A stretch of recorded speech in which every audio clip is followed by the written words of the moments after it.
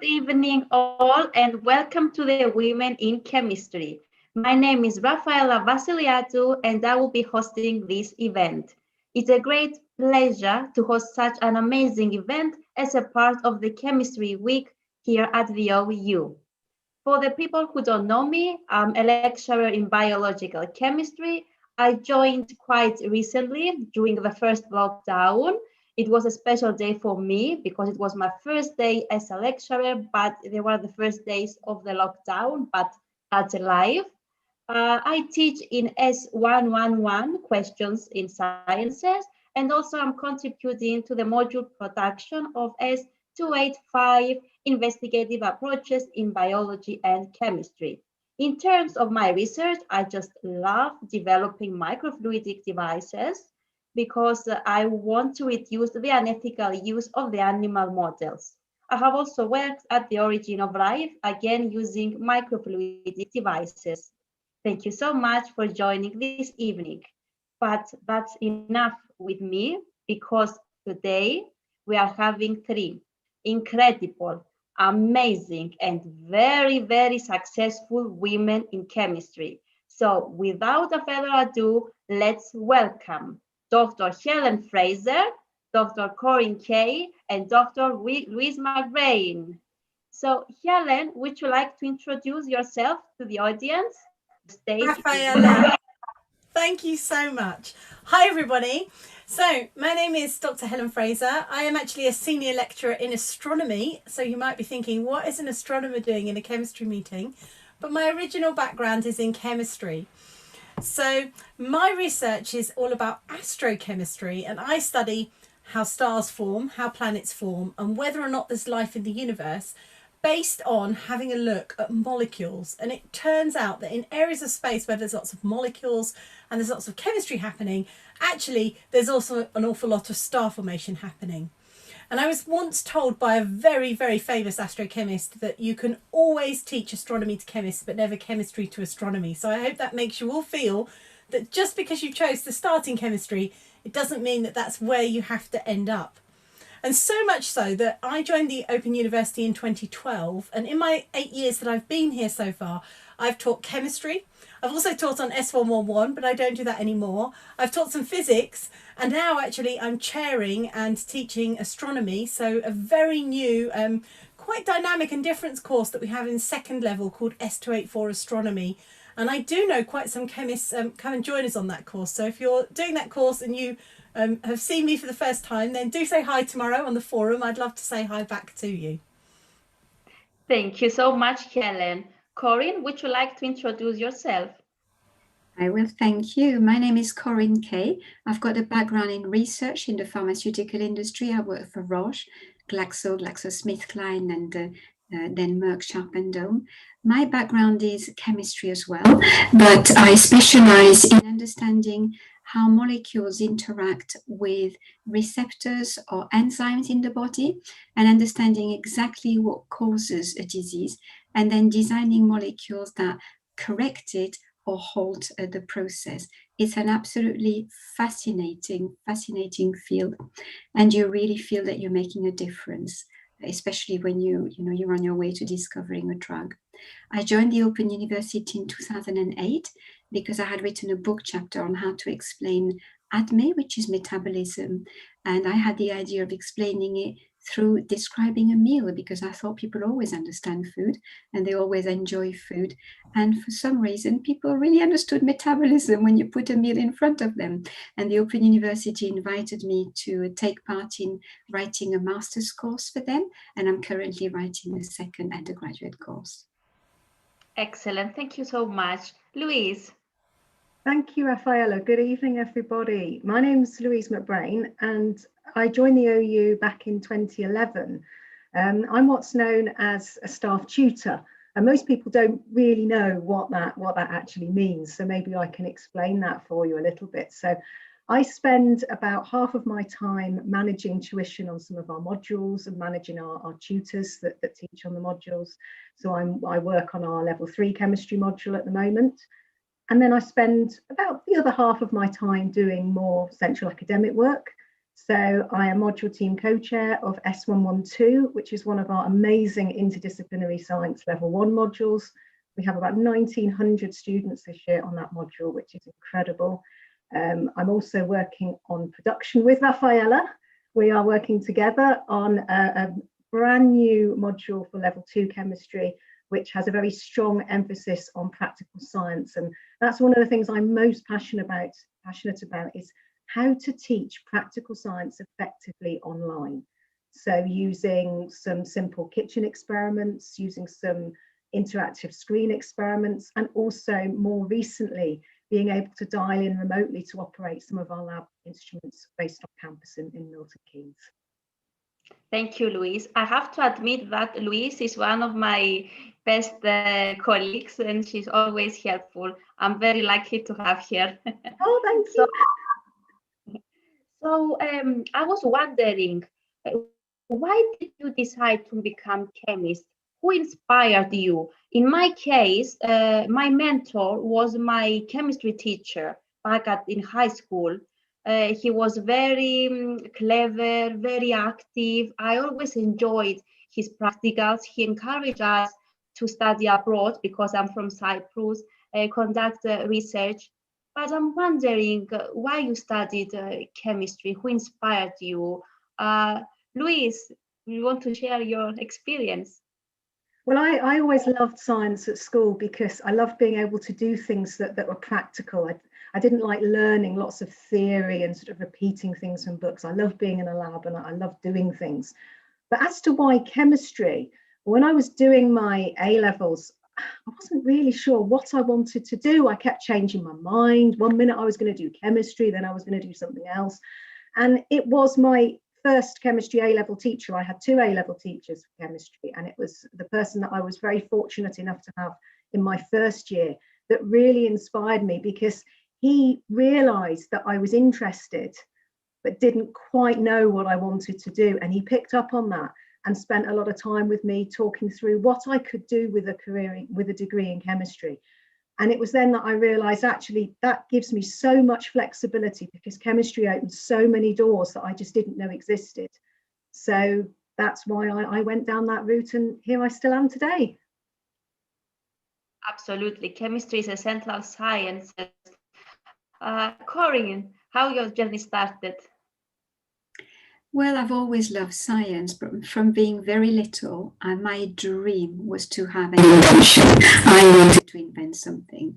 And so I really like the sciences, very similar to Louise. I didn't know which science to choose, but when I joined my A-level course, the textbook we had was absolutely awesome. I was educated in France. The illustrations were beautiful. The molecules were colorful.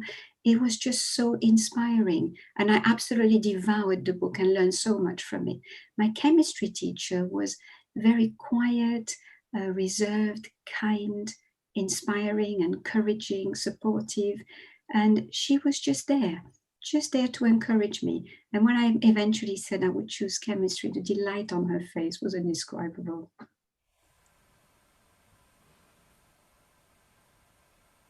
Amazing. Helen?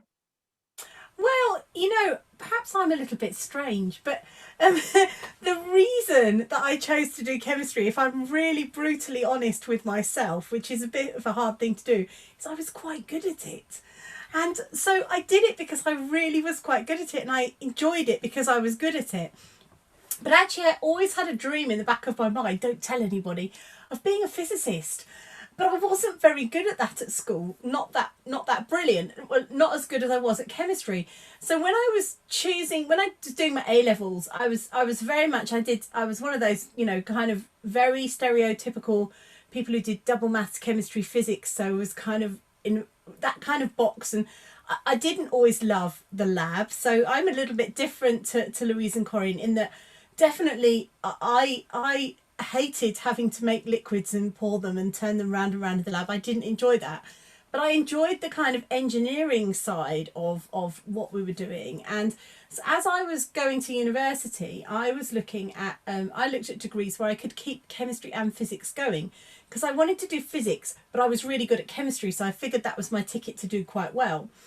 actually, when I got to university, physics was quite a lot of maths, and suddenly I was really good at physics. But because I was good at physics, I became really good at sort of theoretical and physical chemistry, which isn't always a side of chemistry you think about with school, or perhaps with biological chemistry or organic chemistry or synthesis.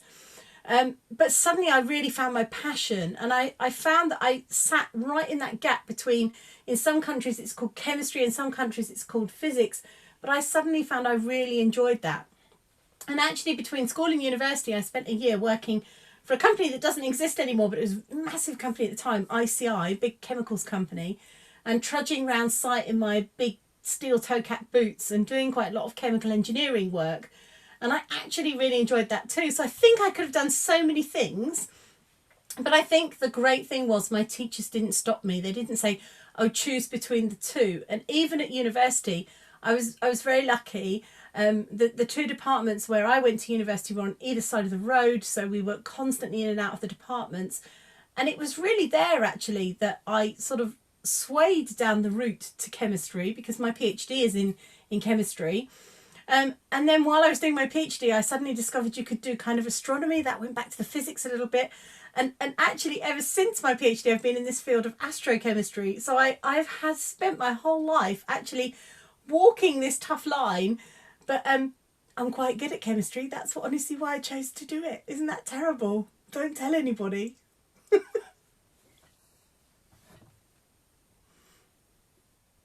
So interesting, so interesting. I'm very impressed with your CVs. You have achieved so many things in research, in teaching. You have worked for the industry. But how did you build this career, these amazing CVs? How your careers have started and how you progressed? Corinne, would you like to tell us a bit about your experience? Thank you. Well, I started my chemistry degree at the University of Lyon. I was 16 at the time, so I had to get special dispensation to get into the large-scale laboratory. I didn't know what was coming, but I knew I wanted to discover something. Our English for Science lecturer in France invited me to join the Franco-Anglais program, to do half our degree in France and half in the UK. So I joined the exchange and I arrived at Teesside University, where I graduated with the first. My mother was an English teacher, so she gave me a crash course before I left to try and bring up my fluency, although nothing had prepared me for sitting in lectures delivered in broad Geordie. I finished my degree and I was offered a job at Roche in research, where I was part of the team that discovered sequinavir, the first HIV drug to hit the market. My contribution was to develop a solid phase semi-automated synthesis for all those peptides. At the time, that was quite a new technique, and there was no apparatus for it. So I quite like building little things, and we had a glassblower helping us, and we cobbled a very noisy little piece of apparatus, and I made every possible combination of the substrate for the HIV virus until we got to the shortest substrate, and then from that we could design the inhibitor.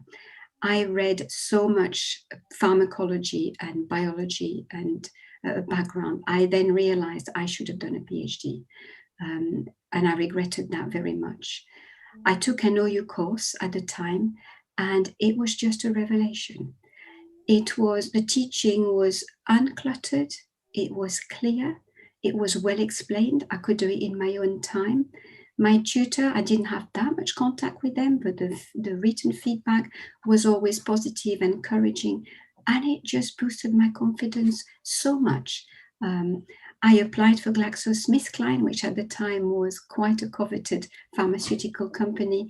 And at my interview, I felt, instead of being asked questions, because I was quite specialized in chemistry and I didn't have the background they wanted, I came with a research proposal and they listened in stunned silence. I mentioned that I was a student at the Open University, and Frank Ellis, who was actually the school coordinator at the time for STEM, his wife was a student at the Open University, and his words were, anybody who can study, who can work full-time and study at the Open University deserves my time. And they proposal, which didn't apply to their work, and they said, we just need one of you. So I joined there, and in my first year, I got my first inventor's patent with them. Then I made another proposal for a research project, and GlaxoSmithKline offered me a Glaxo-sponsored PhD at Cambridge University with Professor Steve Lay. So I was bringing years of experience in solid phase peptide synthesis, which was a field he was interested in starting. But I was absolutely petrified walking along the corridors and seeing all the portraits of those eminent people, all the Robinson rearrangement. And I realized they were all people and their portraits were hanging on the walls, and it is quite intimidating. Certainly my PhD taught me a lot about reading the literature productively, the design of experiment, and science writing. I never regretted having done my PhD. And although I was older than most students, I was probably 15 years older than all of them, I felt that I had an advantage because I had worked and I understood things better. It just made so much more sense to me. Absolutely. That's very impressive, Corinne. I'm very impressed. Helen? Well, so obviously I did my first degree in physics and chemistry. I did that at the University of Manchester. I had a wonderful time because I'm a Manchester United fan, so I had lots of Saturdays at football club, and I loved dancing. And in the time when I was in Manchester, the music scene was massive, the clubs were massive, and I had as much fun outside of my degree time as I did inside my degree time, I think, and I think that's very important. I appreciate many of our OU students are in very different place, and especially right now in the middle of COVID, it's different for all of us. But I think what helps actually with your career as a whole and making you a whole person is not just what you're studying, but also all those other aspects. And it was really fascinating for me to hear Corinne say she thinks it was an advantage being a mature student, because just about when I finished my PhD, so I also was at Cambridge doing my PhD, on the other side of the building to Corinne, we discovered almost at the same time, probably at the same time, but it was a very big building. I worked with a gentleman called Paul Davis, and I did a lot of spectroscopy. I was studying molecules, the spectroscopy, rotational spectroscopy of molecules in the submillimeter part of the spectrum, which was and still is not an easy part of the spectrum to work with. So I had big lasers in my labs, I had lots of optics, I had lots of then chemistry because I was working with free radicals, so I had to dissociate molecules to make the free radicals, and then I had to study them. And in particular, I was at the time studying molecules that might be radiatively forcing the atmosphere, in other words, contributing to global warming. And there was a big fuss at the time, and funnily enough, I had worked on a plant making CFCs and then their successors, which was HFCs, at ICI when I'd been at ICI. And there was a lot of fuss being made about these molecules in the upper atmosphere, which were then photo-dissociated, and the radicals were driving a lot of the ozone depletion. And so there was a lot of interest in trying to detect these molecules. And to detect them, you need to know the spectroscopy, and you need to know lots of things about the pressure broadening and the spectroscopy. And so I was doing a lot of those measurements, not easy measurements, lots of long hours in the lab trying to understand. Towards the end of my PhD, I loved what I was doing, and there were lots of different people doing lots of different things in Cambridge. But I couldn't necessarily see a way forward in that field. I wasn't sure that there was going to be lots of money in that field. There wasn't even, surprisingly, lots of money in the mid-90s. If you think about it, I think the Nobel Prize was about 95. I might have got that year wrong, but it's around then, for the ozone hole. So actually I was doing my PhD at a time where people were just beginning to think about climate change, but very often criticising it, disagreeing with it, not certain it was being, forced by humans or affected by humans or chemistry. So it was a very interesting time, but I said, you know what, I'm not sure there's going to be money in this, and I'm not sure whether I'm going to be able to make a career out of this. I'd really like to do a postdoc. I wonder what I would like to do. And actually, I went on a summer school in my final year of my PhD. I was a bit older than the other students on the summer school, actually, because I'd had some years out before university, and then I was more senior in my PhD, and I ended up talking with loads of the lecturers. And after we'd been chatting, I said, oh, I've got to go back to my room because I've got to write my thesis. And literally, I went back to my room while all the sort of first and second years were having some fun time on this course. And then all of a sudden, there's this big knocking on my door, and 3 of the lecturers there said, you cannot be on a summer school and work for the evening on your thesis. We're going to take you out for one beer.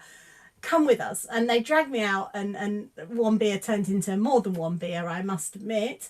But actually, afterwards, one of them emailed and said, oh, I do hope we didn't ruin your thesis writing yesterday, but it was really interesting to hear you talking last night about what you're fascinated by, and that you might be thinking about trying to move into astrochemistry, because by then I'd thought about it.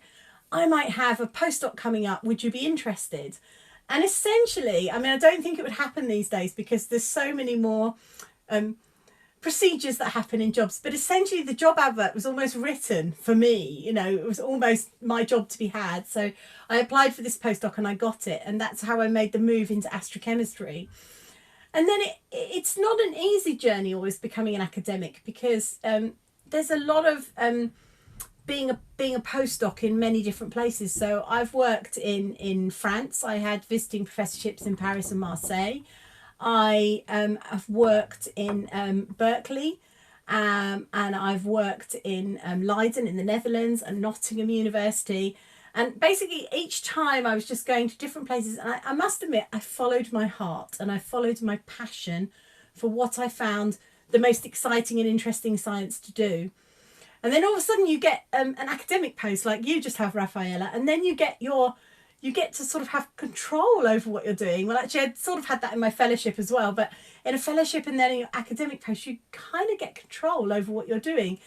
And then suddenly it's your own PhD students who are busy sort of realising your research, but moving things in their own way. And now I have to say, what really makes me excited is to see the people who are working with me as PhDs and postdocs succeed, do well, move on, and gain their own jobs and professions, permanent jobs in industry and academia. That's a real success to me. I think that's really important. Exactly, and I agree with you. We need to follow our heart. This is the secret of success. Louise, would you like to share your experience? Yes, well, I did my first degree in chemistry at the University of Surrey. So I did a 4-year degree, a 4-year bachelor's degree, because I took a year out in the middle of my degree, a sandwich year, we used to call it, an industrial placement, where I worked in industry for a year. And I absolutely loved it. It was completely different from being the life of a student. I was earning proper money. I wasn't scraping by like I was as an undergraduate student, and I loved being in industry and working in a sort of part of a small research team. So when I went back to Surrey to do my final year, again, I was quite torn as to what did I want to do after that. And I really wanted to go back into industry, but I was torn because I was attracted to the research side of things as well. And I had a very supportive supervisor for my dissertation, my practical project that I did. And with his help, I managed to secure an industrially funded PhD, which was also with GlaxoSmithKline, or Glaxo Wellcome as it was then. So I was able to spend quite a bit of time at the Medicines Research Centre in Stevenage. And Corinne and I discovered something really quite amazing the other night. We were probably there at the same time in the 1990s. Corinne was upstairs in medicinal chemistry and I was downstairs in development chemistry.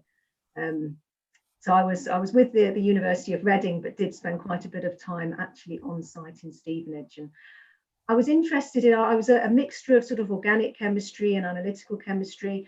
I was working within respiratory medicine on one of Glaxo's most probably widely used asthma drugs at the time. But I was looking to do something completely different. I was working on a technique called molecular imprinting, which at the time was really quite new. So it was very challenging. There wasn't a lot of research to draw on. And essentially, I was looking to improve the purification process, because in development chemistry, it's all about how do we make something better that we can do practically on a large scale when we want to manufacture drugs, for example. So I was looking at improving the purification of this drug so that essentially the whole synthetic route became a lot more cost effective. When I finished my PhD, I decided I didn't want to do a conventional postdoc. So I think I'm an example of how you don't have to do postdocs in academia to sort of to build a successful career in science. I stayed in industry. So I went, did a variety of different jobs, but my last position in industry before joining the OU was the complete opposite of where I'd been in Glaxo. So Glaxo, I was working for a massive organisation. Money was not usually an object. If I wanted to spend £1,000 on a new HPLC column, well, I just ordered it. I didn't have to really think. And then I went to work for a really small startup biotechnology company. There was like 6 people working there when I first started. It was completely different to what I was used to. And I saw a completely different side to research, you know, how you have to be far more focused on money as well as on the science. And I moved more into the biology side of things as well. So I was interested in bacterial metabolites. So I was looking at screening bacterial metabolites from marine bacteria for novel anti-cancer properties and also antimicrobial properties. We were looking for novel antibiotics. So I was looking at isolating these metabolites from the bacteria as they were fermenting, screening them for activity. And then when we found potential candidates, looking to do some structural elucidation to work out what these compounds were and was there anything novel in there. So we managed to work on a whole different variety of bacteria. But it was whilst I was working for this company that I discovered, actually, I really love teaching. I was able to do a bit of teaching. The company was associated with the university, so I sort of got into teaching that way, and I absolutely loved it. And I realised that's what I wanted to do. And I just started looking at the OU when I saw a job advertised as an associate lecturer, just on one module. And I thought, oh, wow, I'd love to do that. And I was very fortunate enough. I was on a practical science module, which was, of course, my passion. And I was fortunate enough to get a position with the OU. And then gradually, I took on more teaching work. I cut back my other work in industry until I became full-time with the OU, saying about 2011, I think that was. And as I say, I'm now still full-time with the OU, doing what I really love, which is teaching and sharing my passion for science with all of my students.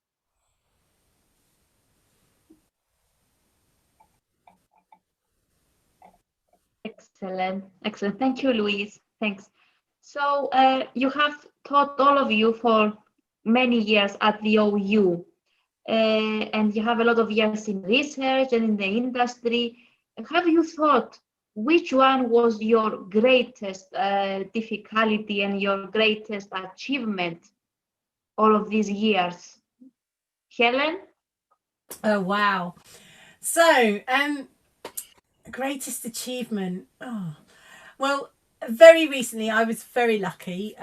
So some people have seen just literally this year to be part of the team that detected phosphine on Venus, and that was pretty huge because we knew we had to. It was a paper that got published in Nature Astronomy, and it's been a very long journey. I think as a team we put together the timeline, and the timeline for the whole story began in about 2006 or 2007, and progressively had gone on through the years with different parts of the story. And even the first detections were made in 2016, 2017, and the paper just came in 2020. But we've spent most of lockdown having huge meetings because we knew we had something that potentially the media might jump on, and we knew we needed to manage carefully. But I think none of us were really ready for the media frenzy that came around that, or the positive and the negative comments that potentially came from the community afterwards, and how that has been. And that has been a really amazing experience. And mostly it's an amazing experience, I have to say, because the person who led that team, who's a professor in astronomy at Cardiff University called Jane Greaves, has just led the team in such a homogeneous, positive, collegiate way. We don't always get that happening in science. I love the books of Alexander McCall Smith, and he writes about 3 German professors of philosophy and how the academic world is, and it's a little bit of a parody, but sometimes you can see in his books the way the world works, and it is a little bit challenging. I think the hardest times haven't just come from my science, but have come from how you have to balance science with everything else in your life. During my PhD, I was very, very unwell, and ended up having a 6-month break. And I think for lots of people, they can think that that's the end, or it can't work out. I was very lucky. I had very supportive family around me. I actually had a very supportive supervisor once he realized quite how ill I was. I had a little bit of time out, and then I was able to go back and finish up, and it hasn't stopped my long-term career. I think knowing when sometimes you have to stop, or knowing your challenges, is really hard.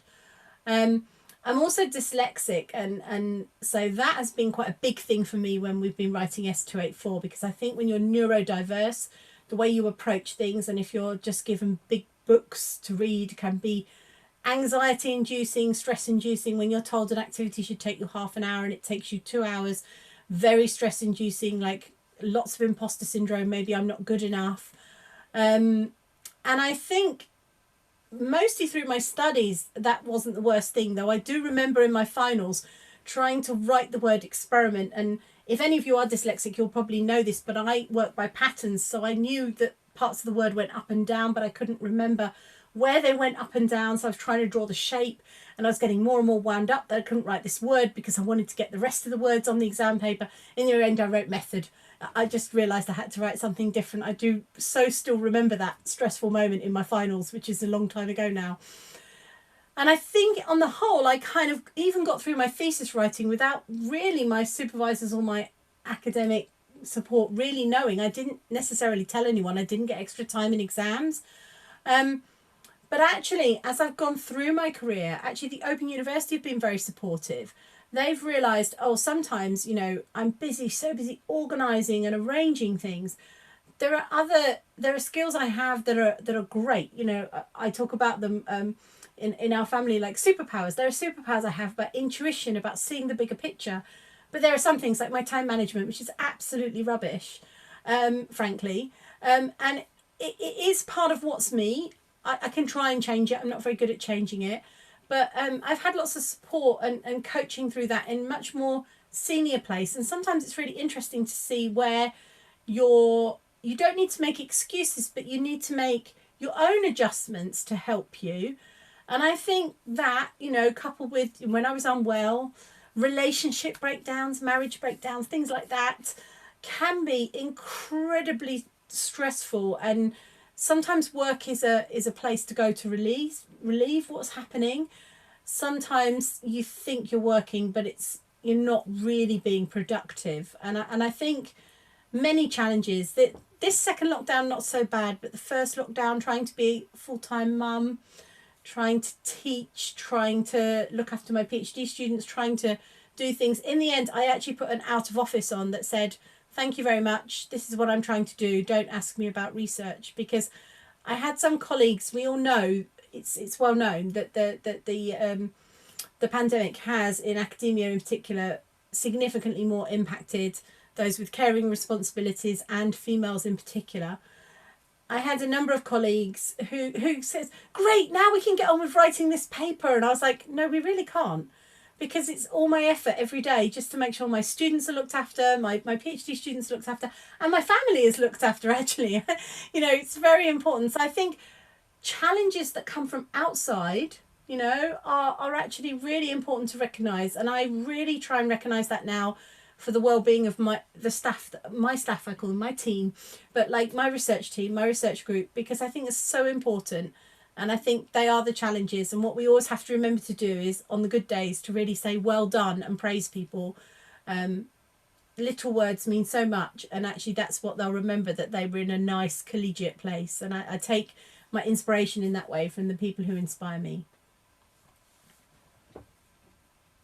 I agree. I agree. And psychology is very important. So we need to maintain our well-being to succeed. And you have succeeded a lot in your life, Helen. Thank you, Raphael. Colin, what was the most challenging time in your career and how you overcome it?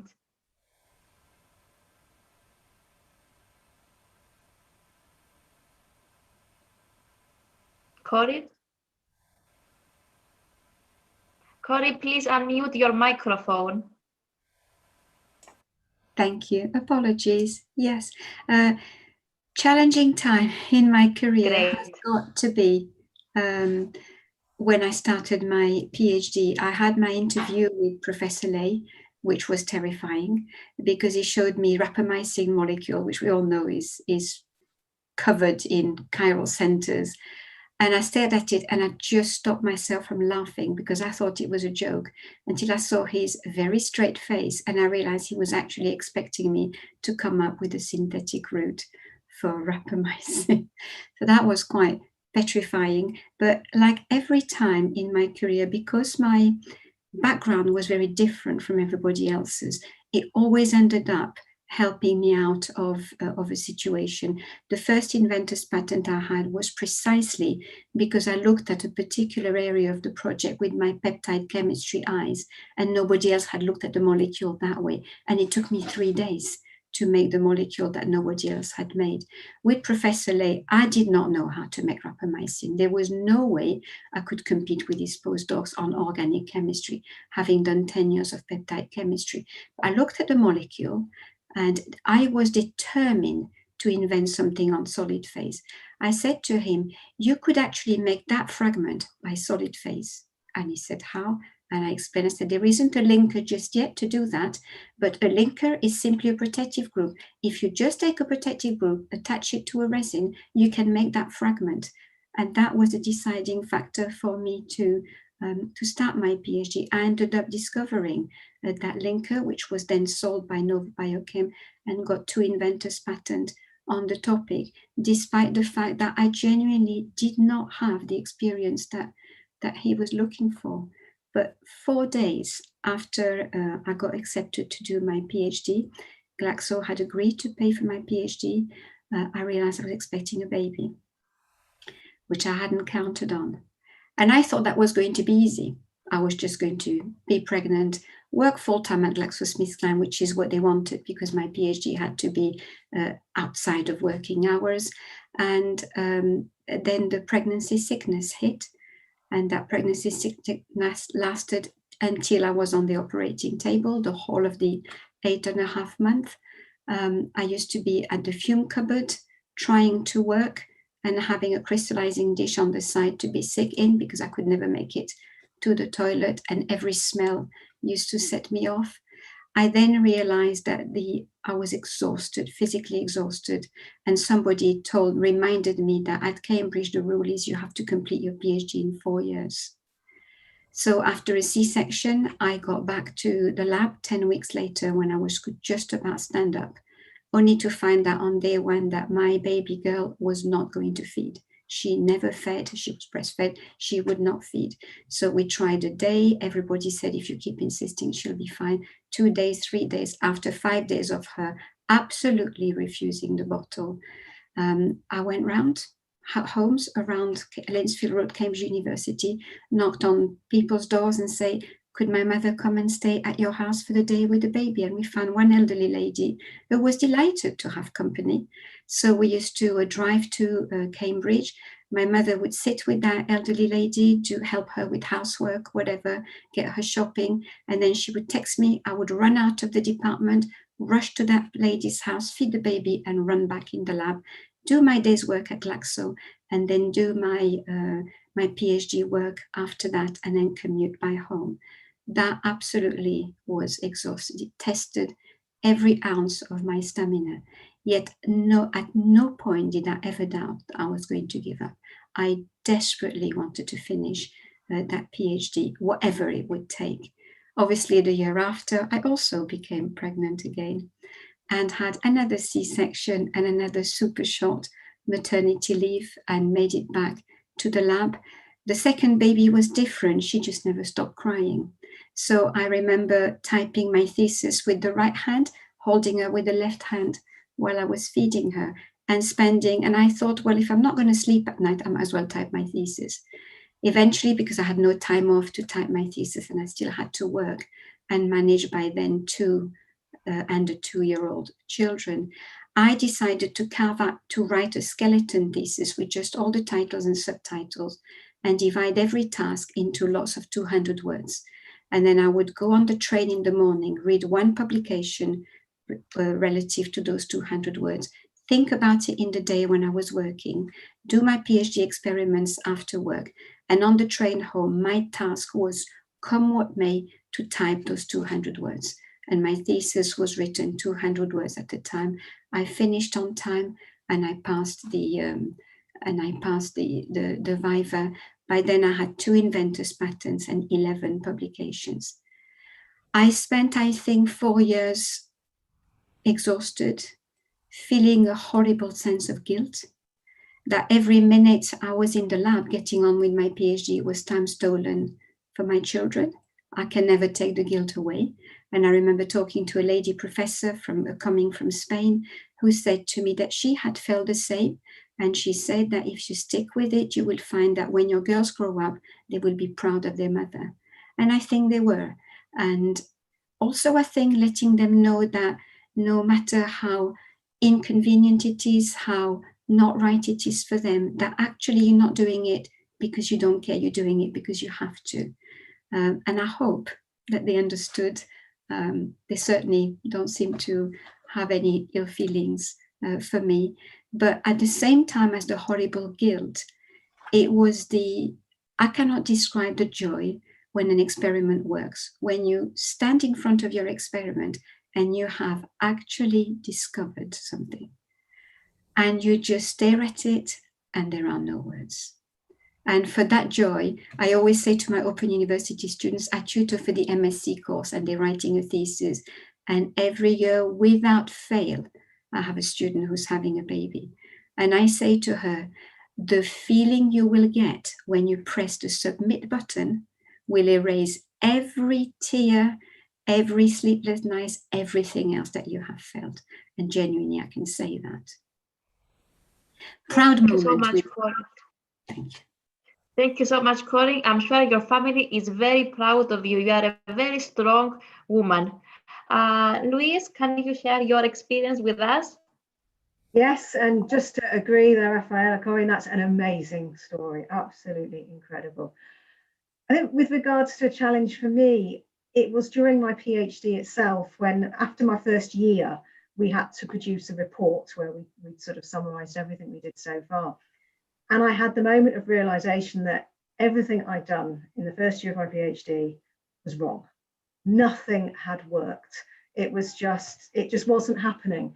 And I had the additional challenge that I was working on such a new area of chemistry that there just wasn't the research, there wasn't the previous literature to go back on to think, well, to get ideas from, because there was no ideas there.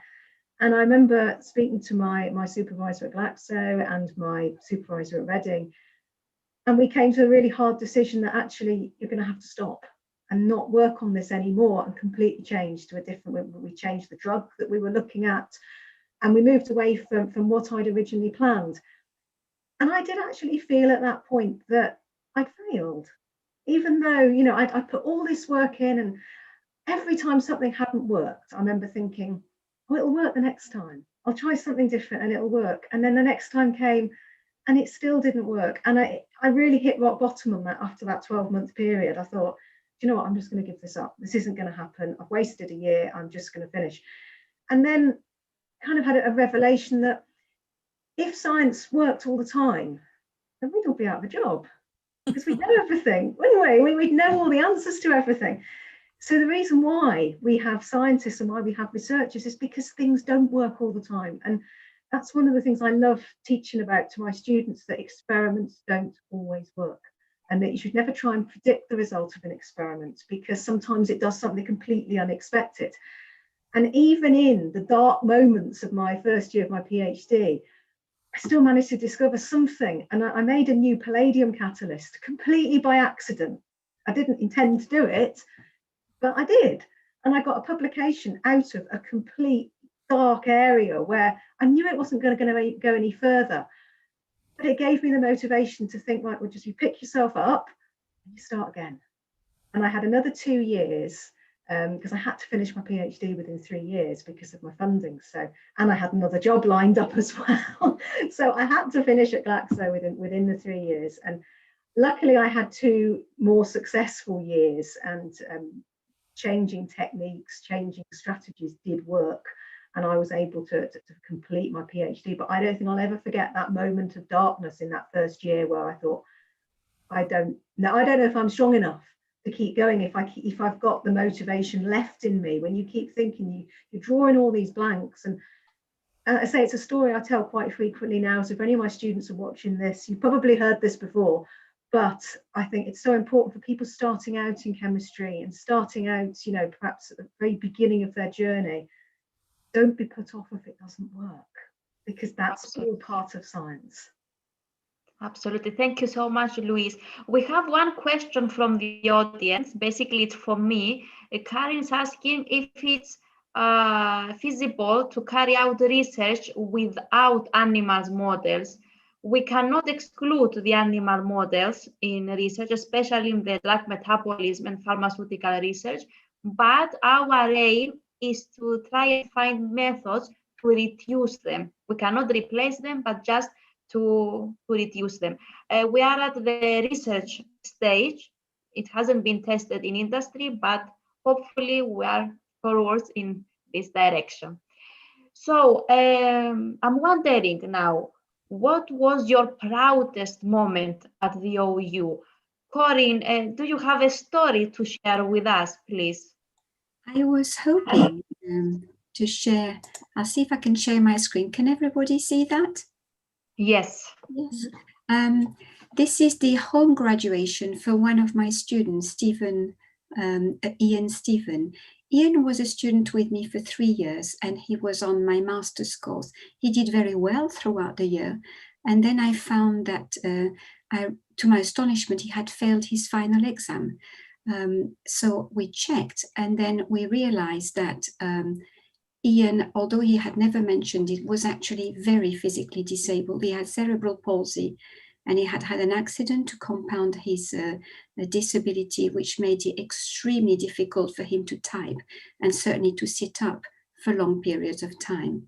So the Open University agreed for me to fly to Scotland, and I sat with him. It took 3 days to type his 2-hour paper because he was getting quite out of breath and quite tired. But after the 3 days, we sent off his paper. There was another person examiner present, and obviously he passed with flying colors. I was then very surprised to find that he then joined the final project, thesis project course, where they have to write a 60-page master's thesis, which he did in medicinal chemistry on cerebral palsy. So Ian had an extension of 6 months, which he definitely needed in order to physically type his thesis, but again, pass with flying colors. And it occurred to me that Ian would never be able to have a home graduation. So the Open University, in their usual Open University accommodating style, said, but of course, Ian will have his graduation. And Susan Stewart, the director for the Open University in Scotland, personally came in the home where he was staying, delivered his graduation speech, and his mother held his certificate for him as he was unable to hold it himself.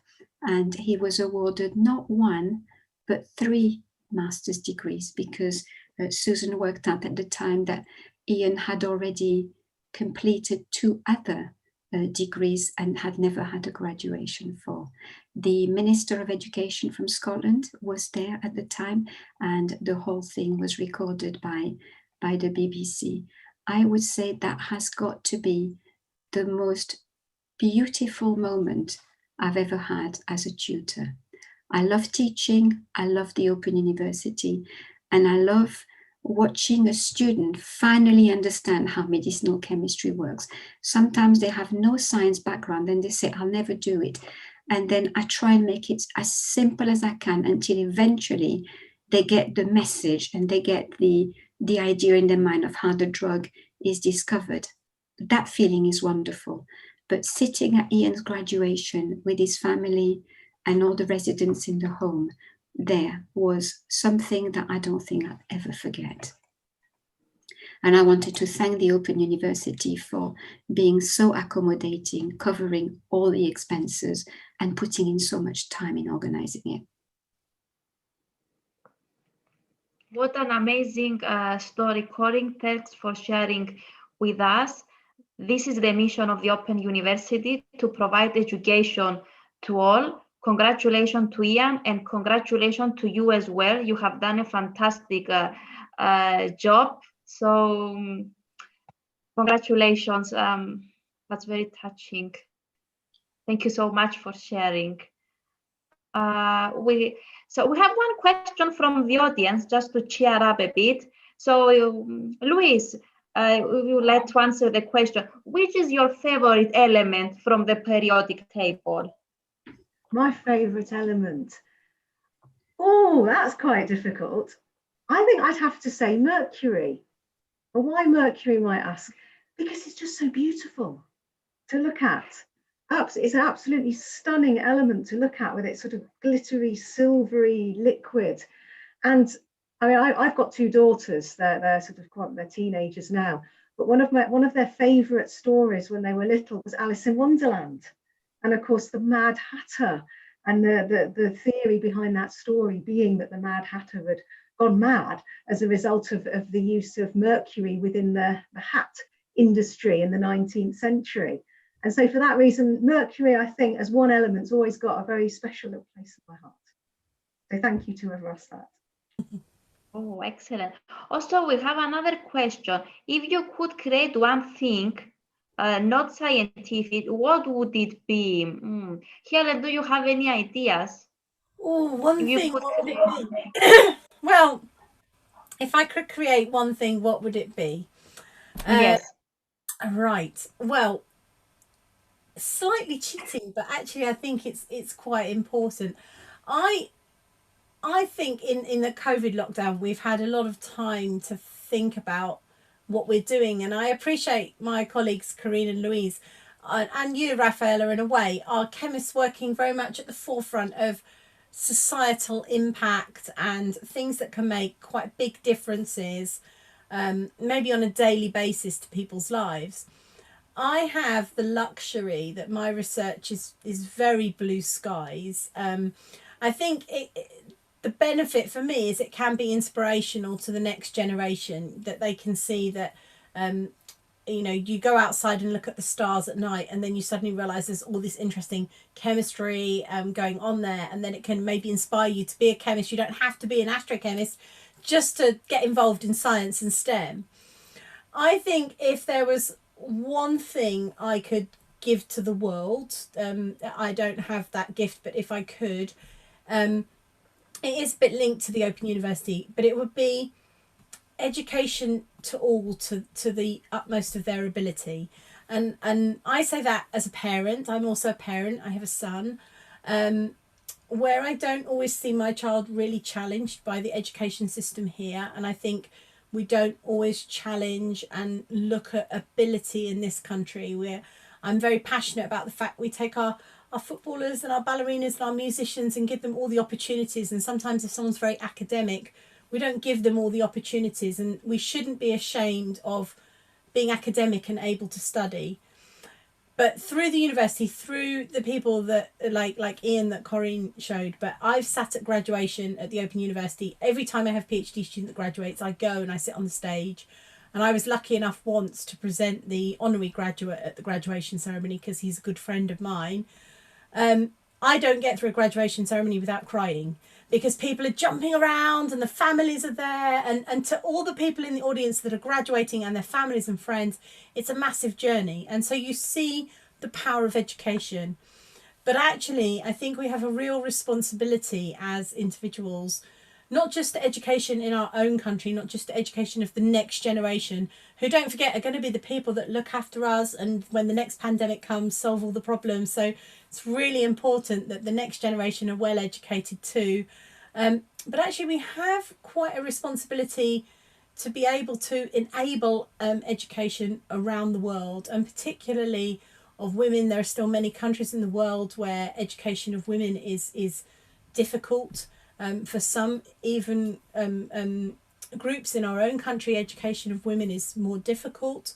I think but education for all, for males, for females, regardless of your background, to be able to achieve your potential, to be able to do simple things like read and write, but to be able to do amazing things, and then to employ that back in your local environment. I was very, very lucky in 2007. I was invited by a colleague of mine who comes from Egypt.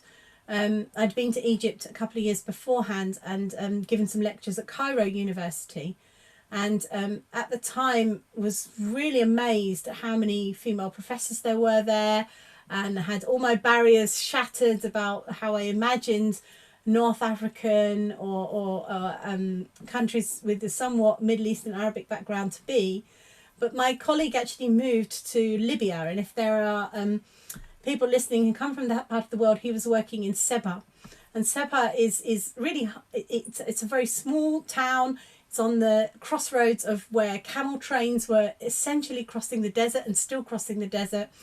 It was completely in the middle of where all the Western cultures were exploiting the oil fields. It was still the time of Gaddafi. It was a very interesting, I was told that in Arabic, it did say on my visa, I was a physical violence instructor, not a lecturer in physics. I don't know quite how they translated that, but luckily I don't read Arabic. But I went to the university. I was incredibly lucky to give some lectures.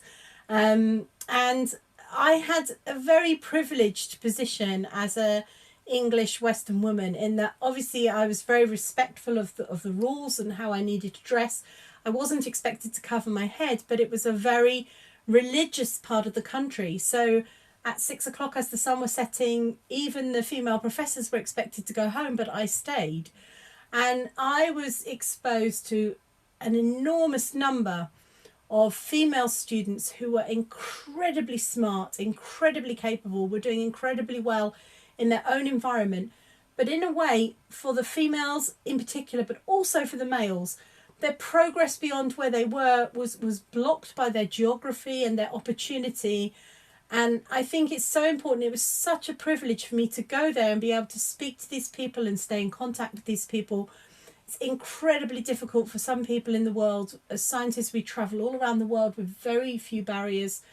And, you know, I was mixing with people from many countries in the world, which would find it almost impossible to come to our country. And I really would like to give to the world the opportunity for us all to have education, regardless of any background we have. I think that's so important. And I think, you know, the OU being open to people, places and ideas, that's what we try and do on a scale where it can be managed. I know we do have some international students, but predominantly from the United Kingdom and from all parts of the United Kingdom. And I do think that it would be wonderful if that model could progress into earlier education and around the world. It's so important. Thank you, Helen, because we are having a few questions, a couple of questions from the audiences, and we are running out of time. So one question from Alaila: do you have any tips for an A-level chemistry student who would like to further study chemistry in university? Louise, if you can answer quickly. Yeah, I'll try and be quick then. Just don't ever give up on your dream, because if you want to study chemistry at university, you will be able to do that. So always believe in yourself. Excellent. And your abilities. Thank you. And Nikki, by the time I finish my degree, I will be 41. I have already been looking at graduate schemes. Do you think this is a good path to follow? And even this day and age, will age be a disadvantage? I believe that age is not a disadvantage because all of our speakers here have achieved a lot. If you believe in your dream, you can achieve it. You are very young, and yes, persist for your passion. So I want a final message from the three of you. What is your advice to the young women wishing to pursue a career in chemistry? I will start with Corinne. Please unmute your microphone. Apologies. I would say have a role model to look up to, especially in bad times. Build a good support network, but remain professional at all times, no matter how bad you feel inside. Become a regular reader of the literature. The accumulation of knowledge is one thing, but wisdom is the ability to put knowledge together and make sense of it. And a quote that I love from Jean Rome is, miss a meal if you have to, but don't miss a book. Make the best of the time you have with your children. Tell them you love them despite being so busy. And tell yourself, if I can do this, I can do anything. That's what kept me going. Thanks, Corinne. Helen? Yes, I think I would say also never give up, and never don't try and do what you believe in. I think all of us we have our careers, we have our it's not just a job, it's a passion. Keep your passion alive, but also don't ever feel that you have to compromise. There are ways and means, and it might be a different path to the path that others are following. But if you would like to have children, if you don't want to have children, if you want to get married, if you don't want to get married, all of these other things that might be going on, they don't stop you. And take every opportunity with grasp it with both hands.